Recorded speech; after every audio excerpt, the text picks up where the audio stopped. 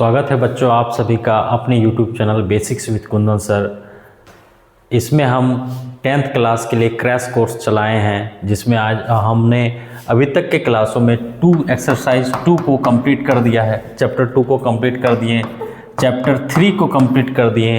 ठीक है, चैप्टर 3 आज कंप्लीट होने वाला है। इसके पहले चैप्टर 3 का ग्राफ वाला अलग वीडियो बनाया गया है और A1/A2 वाला कॉन्सेप्ट पर अलग वीडियो बनाया गया है, और ये आज लास्ट वीडियो बनेगा विलोपन विधि पर। ठीक है, इसके बाद हम अगला चैप्टर स्टार्ट करने वाले 4th चैप्टर, जहाँ से 5 नंबर का क्वेश्चन पूछा जाता है एक्स का वैल्यू निकालने के लिए। तो वो अगले वीडियो कल का क्लास में आपको मिलेगा। तो आज हम विलोपन विधि समझते हैं। विलोपन विधि है ना, ये परीक्षा में पूछा जाएगा 3 मार्क्स का। ठीक है, वहाँ पर प्रतिस्थापन विधि 2 विधि से किताब में बनाया गया है, प्रतिस्थापन विधि और विलोपन विधि। तो विलोपन विधि ज़्यादा आसान है, तो विलोपन विधि हम समझते हैं। ये रहा हमारा पहला क्वेश्चन। ये रहा हमारा पहला क्वेश्चन। ये देखिए, इसको हम सिंपली क्या मान लेंगे, समीकरण 1 मान लेंगे, इसको समीकरण 2 मान लेंगे। ठीक है, अब हम क्या करेंगे, देखो हम क्या करते हैं, विलोप करना। विलोप मतलब गायब करना। तो हम किसको गायब करना चाहें, अगर x को गायब कर सकते हैं, y को भी गायब कर सकते हैं। तो मान लो x को गायब करना है तो x को बराबर करना होगा। यहाँ 2x है तो यहाँ भी 2x लाना होगा, या फिर यहाँ -3y है तो यहाँ भी मतलब 3y लाना होगा, तब जाके गायब होगा। ठीक है, तो हम सिंपली चलो x को बराबर करते हैं, है ना। तो हम बोलेंगे कि समीकरण 1 को 2 से गुणा करने पर, तो समीकरण x पहले 1 लिख लो, x + y = 5। इस पूरे समीकरण को क्या कर दो, 2 से गुना कर दो।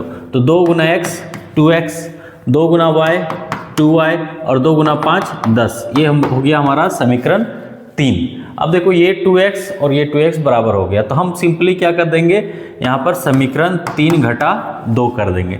तुम समीकरण 2 घटा 3 भी कर सकता है, कोई दिक्कत नहीं है, कहीं पर कोई गलत होने की संभावना नहीं है। ठीक है, तो हम समीकरण 3 घटा 2 करते हैं। समीकरण 3 में क्या लिखा है, 2x + 2y = 10, और 2 में क्या है, 2x - 3y = 4। ठीक है, अब जब हम घटा करते हैं, ठीक है, तो सिंबल बदल जाता है। प्लस है तो माइनस हो जाता है, माइनस है तो प्लस हो जाता है, प्लस है तो माइनस हो जाता है। तो इस तरह से +2x - 2। अब यहाँ ध्यान रखना, यहाँ नहीं, +2x - 2x खत्म हो गया, +2y + 3y, तो क्या हो गया 5y, और 10 में 4 जाएगा तो कितना बचेगा 6। तो y बराबर क्या आ गया 6/5। अब इस y का वैल्यू तुम 1 में बैठा सकता है, 2 में बैठा सकता है, 3 में भी बैठा सकता है। तो हमको देखना है कि कहाँ बैठाने से हमको कैलकुलेशन थोड़ा आसान हो जाएगा।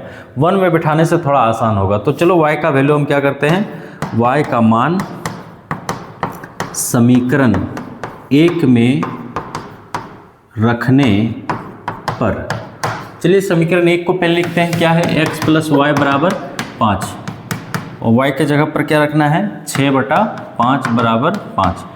ये 6/5 को ही उठा के इधर ले जाएंगे, तो प्लस उधर जाएगा तो क्या होगा -6/5।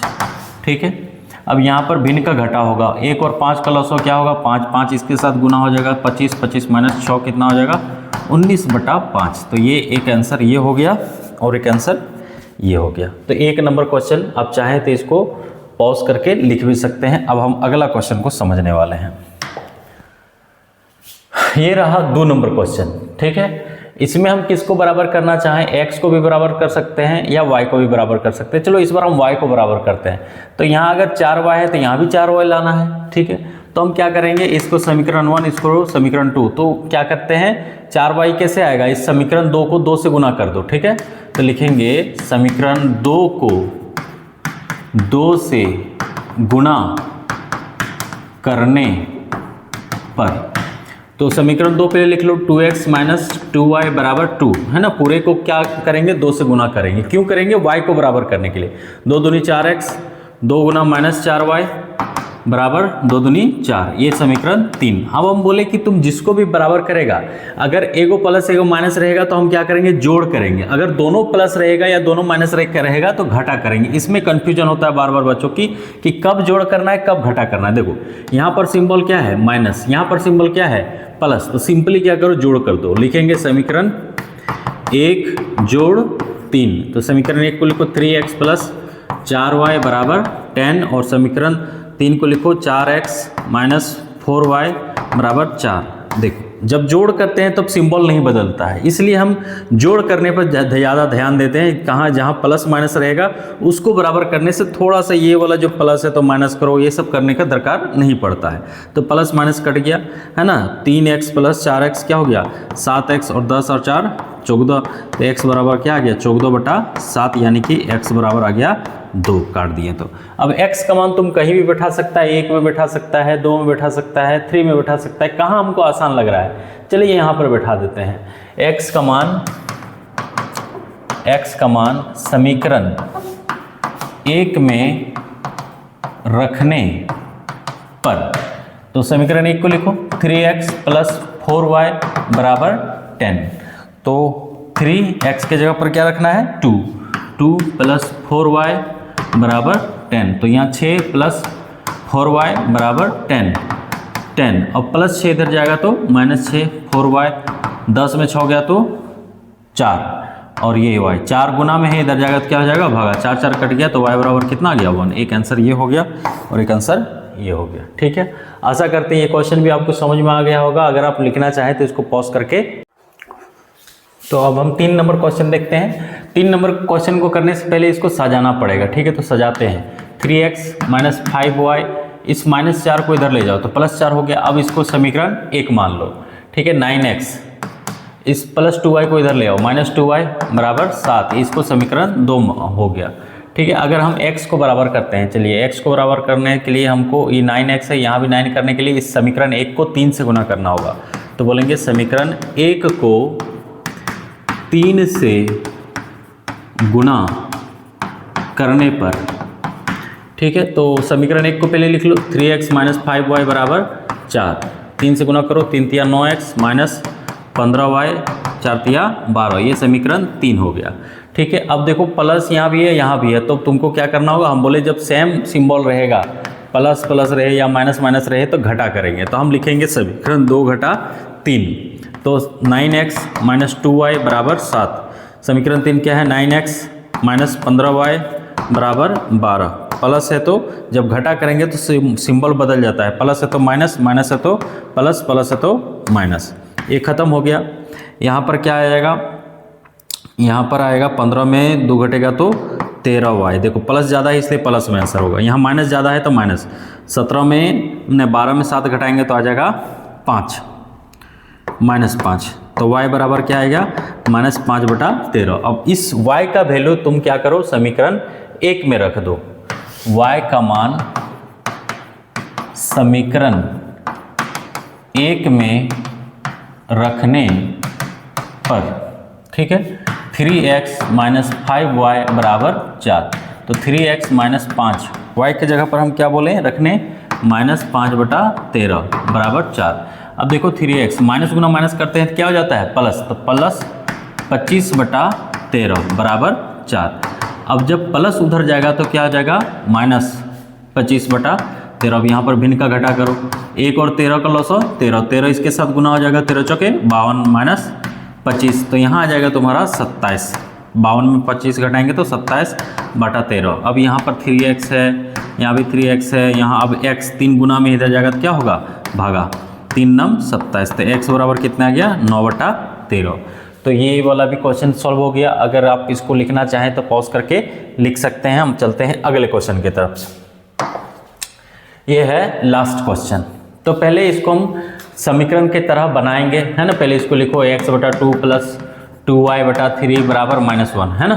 तो 2 और 3 का लॉस क्या हो जाएगा 6, ये 3 इसके साथ गुना होगा 3x, 2 इसके साथ 4y -1, तो इसको लिखेंगे 3x प्लस 4y और 6 उधर चला जाएगा तो -6 के 6 गुना हो जाएगा, तो इसको समीकरण 1 मान लेंगे। इसी तरह इसको लिखते हैं फिर से x माइनस y/3 बराबर 3, यहाँ पर कुछ नहीं क्या है 1, 1 और 3 का लॉस 3 इसके साथ गुना हो जाएगा 3x माइनस y बराबर 3, तो फिर से 3x माइनस y और ये 3 उधर जाएगा तो गुना हो जाएगा, तो 3 तिया 9, इसको समीकरण 2 मान लो, ठीक है। अब क्या करेंगे, देखो x तो बराबर है ही, यहाँ भी 3x है, वहाँ भी 3x है, ठीक है। तो सिंपल क्या करते हैं, समीकरण 1 घटा 2 कर देते हैं। जब बोले समीकरण एक जैसा रहेगा, प्लस प्लस रहेगा तो घटा करना। समीकरण 1 घटा 2, तो समीकरण 1 लिखो 3x प्लस 4y बराबर -6, और समीकरण 2 लिखो 3x माइनस वाई बराबर 9। अब जब घटा करते हैं तो सिंबल क्या होता है, बदल जाता है, प्लस है तो माइनस, माइनस है तो प्लस, प्लस है तो माइनस, ठीक है। ये कट गया, 4y प्लस वाई तो क्या हो जाएगा 5y, देखो यहाँ 1 है ना। उसी तरह यहाँ पर अब यहाँ आ जाएगा -15, तो y बराबर क्या आ जाएगा -15/5, ये कट जाएगा 3, तो y का मान कितना आ गया -3। अब y का मान तुम कहीं भी रख सकता है, 1 में भी रख सकता है, इसमें भी रख सकता है। चलो यहाँ रख देते हैं, आसान पड़ेगा हमको, है ना। तो y का मान समीकरण 2 में रखने पर, तो 3x माइनस वाई बराबर 9, 3x माइनस और y के जगह पर अपना माइनस, ठीक है। ये माइनस यहाँ वाला है और ये अपना वाला है, तो ये 3x माइनस माइनस क्या हो जाता है +3, है ना। और फिर +3 उधर जाएगा तो -3, ठीक है। 9 में 3 घटेगा 6, और x 3 गुना में है, इधर जाएगा तो भागा, तो x बराबर कितना गया 2। एक आंसर ये हो गया और एक आंसर ये हो गया। बस इतना ही क्वेश्चन से आपको चैप्टर 3 में पूछेगा। फिर से एक बार बता देते हैं कहाँ कहाँ से क्वेश्चन पूछता है चैप्टर 3 में। एक तो A1/A2, B1/B2 वो वाला कॉन्सेप्ट से। दूसरा ग्राफ के लिए हम अलग से वीडियो बना दिए हैं, 2 क्वेश्चन में ग्राफ बन रहा है, 1 नंबर एक पक्का 3 नंबर का एक क्वेश्चन पूछता ही है। और तीसरा ये जो 2 समीकरण है, विलोपन विधि से हम लोग x और y का वैल्यू निकालते हैं। बस आप 3 चैप्टर में ये 3 कॉन्सेप्ट कर लेते हैं तो आपका इस चैप्टर से कहीं से भी नंबर नहीं छूटने वाला है। अगले वीडियो में हम चैप्टर 4 का जहाँ से 5 नंबरिया क्वेश्चन पूछा जाता है उस क्वेश्चन को हम करवाएंगे। तो मिलते हैं अगले वीडियो में, तब तक के लिए आप हमको इस चैनल को आगे बढ़ाने के लिए सपोर्ट करें, ज़्यादा से ज़्यादा वीडियो को शेयर करें, लोगों तक पहुंचाएं जो इस बार 2026 में एग्ज़ाम देने वाला है 10th क्लास। खासकर अपने उन दोस्तों को ज़रूर से ज़रूर इस वीडियो को शेयर करें।